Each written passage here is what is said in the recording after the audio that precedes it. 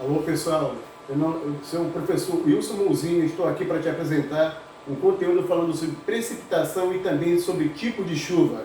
Então vamos lá começar por precipitações. Bem, primeiro vamos definir o que significa a expressão precipitação. Ele diz para nós que a precipitação deve ser entendida como o retorno do vapor d'água atmosférica, tá, no estado líquido ou sólido, para onde esse retorno para a superfície da Terra. E com isso também ele nos apresenta algumas formas de precipitação. Uma delas bem conhecida por nós é a chuva, abundante na nossa região. Outra, nem tanto vivenciada por nós, se trata do que? Da neve. O outro, granizo, orvalho, é comum, nós chamamos também de sereno, e geada. Só um detalhe, orvalho e geada não são literalmente precipitações. São, na verdade, o que? Deposições na superfície terrestre, pois ele ocorre onde? Na baixa camada atmosférica, bem rente à superfície da Terra. E também veremos agora sobre tipo de chuvas, as chuvas orográficas, as chuvas frontais e convectivas. Mas para tantos precisamos conhecer primeiro as diferentes formas de precipitação. E com isso vamos começar sobre neve. Não é comum na nossa região, obviamente, mas no sul do Brasil isso ocorre quando chega lá o período de inverno, a estação do inverno, e ocorre assim, ó, é um tipo de precipitação atmosférica em forma de gelo, ou seja, ela sai do seu estado gasoso e vai diretamente o que? Para o estado sólido.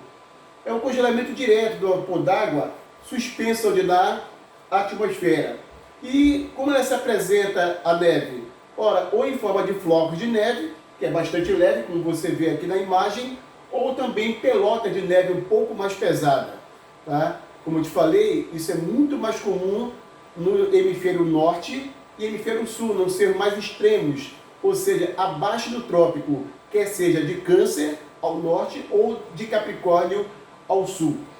A outra forma de precipitação é o granizo, que alguns chamam de chuva de granizo.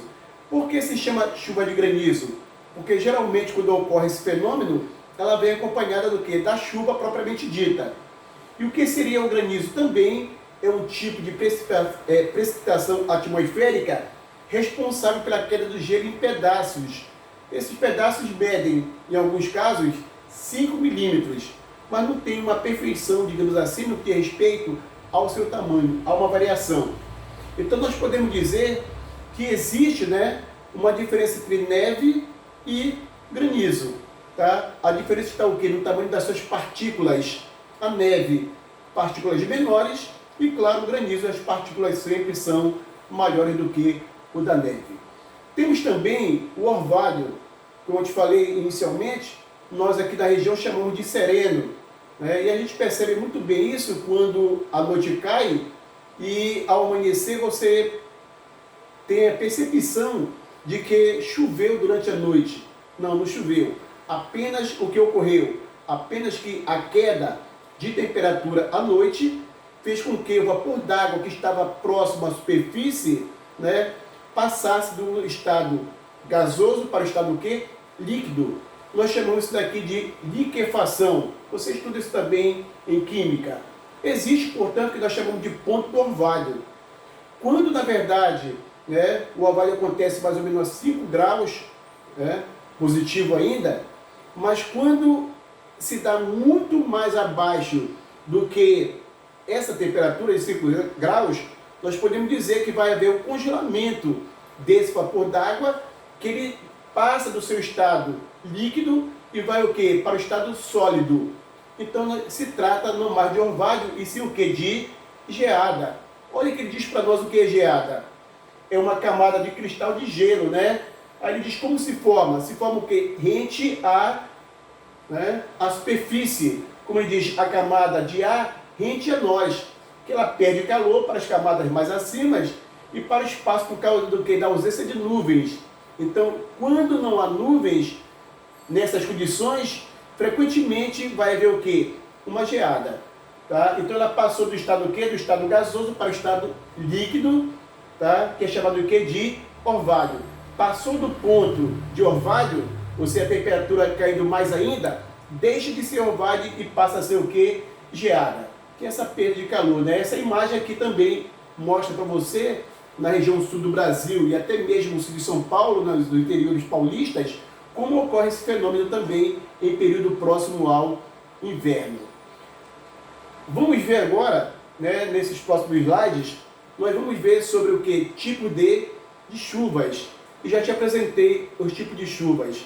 São quais? Chuvas orográficas, chuvas, tá, chamadas de chuvas frontais, e as chuvas convectivas ou de convecção. As orográficas, o próprio nome orográfico quer dizer o que? Relevo. Isso quer dizer, portanto, que essas chuvas ocorrem quando em contato com o relevo. A massa de ar que é leve, né? Ela é quente, portanto, mas também úmida, ela sai da direção das áreas chamadas de barlavento, que é a área próxima ao mar, e sopra para o interior do continente. No entanto, quando se encontra um relevo bem acentuado, essas massas de ar têm dificuldade para ultrapassar esse relevo. Como consequência, né, essas massas de ar se elevam, a temperatura da massa de ar cai, gerando mais umidade e chega ao ponto de saturação das nuvens. Já que formou nuvem, né, chegou ao ponto de saturação.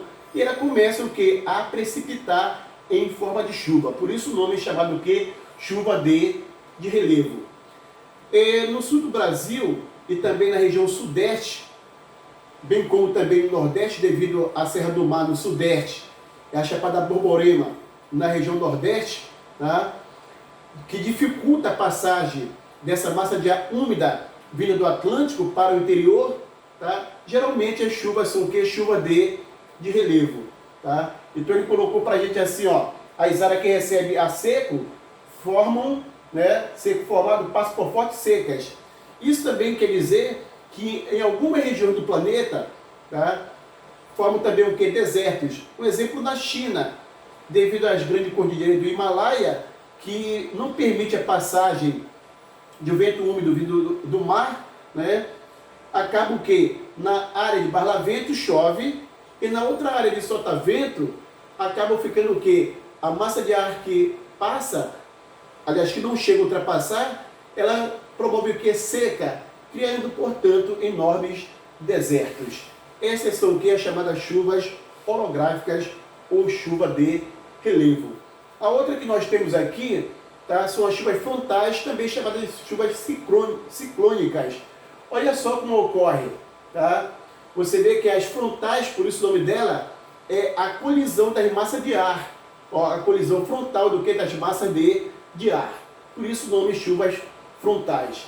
Então o que acontece? Duas massas de ar com temperaturas diferentes, uma massa de ar quente, outra fria, elas se chocam. Ao chocar-se, né, olha o que vai acontecer. A massa de ar frio, por ser mais densa, o que ela acontece, hein? Ela faz com que a massa de ar quente ela suba. Nós chamamos também aquelas correntes de convecção, né, que você conhece. Massa de ar fria mais densa, a tendência o quê? Descer. Massa de ar quente mais leve, né? Então ela tende o quê? A subir. Nesse caso, quando a colisão frontal dessas massas de ar, tá? O que acontece?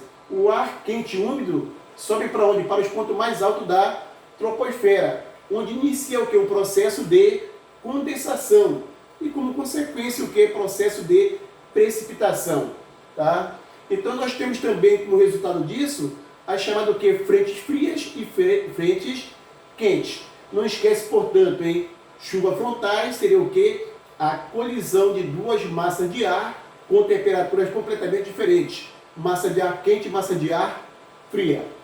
A outra e última que nós temos aqui são as chamadas o que? Chuvas convectivas, também chamada chuva de verão. Nessa, ao encontro também da massa de ar, mas elas não colidem. Ela, na verdade, né, como vocês sabem que são correntes de convecções, onde as temperaturas, em virtude da mudança de temperaturas ou da diferença de temperaturas, há uma circulação. Nesse caso, o que acontece aqui? Uma espécie até de inversão térmica. Frequentemente o que acontece? A massa de ar quente está embaixo, em condições normais, e a massa de ar fria está mais acima. Nesse caso, há uma inversão térmica. A massa de ar fria, ela desce, e a massa de ar o quê? Quente, ela sobe. Por isso, corrente de convecção, nós já estudamos isso, né, no conteúdo passado, do mesmo assunto, tá? Chamado o quê? Corrente de convecção. Por isso o nome da chuva é o quê? Chuvas convectivas. Também chamada chuva de verão, é a exemplo da região norte aqui na Amazônia. Frequentemente ocorre esse tipo de chuva na nossa região. Porque de manhã o que acontece? De manhã, né, o sol é forte, então aquece a atmosfera, promovendo o processo de evapotranspiração, que é das massas líquidas ou da floresta, no caso a floresta amazônica, e esse vapor d'água, o que ele se eleva, formando as nuvens até chegar ao que? O ponto de saturação. Quando ultrapassa o ponto de saturação, frequentemente, claro, vai o que? Vai precipitar. A precipitação dá-se o que? Em forma de chuva. Olha o que ele diz para nós. Assim, o ar quente, ao subir, leva consigo o que? Toda a umidade produzida na superfície, incluindo o que? A evapotranspiração da vegetação, produzindo, portanto, o que? Um ambiente propício para a chuva, aquela chuva da tarde que você conhece muito bem, né?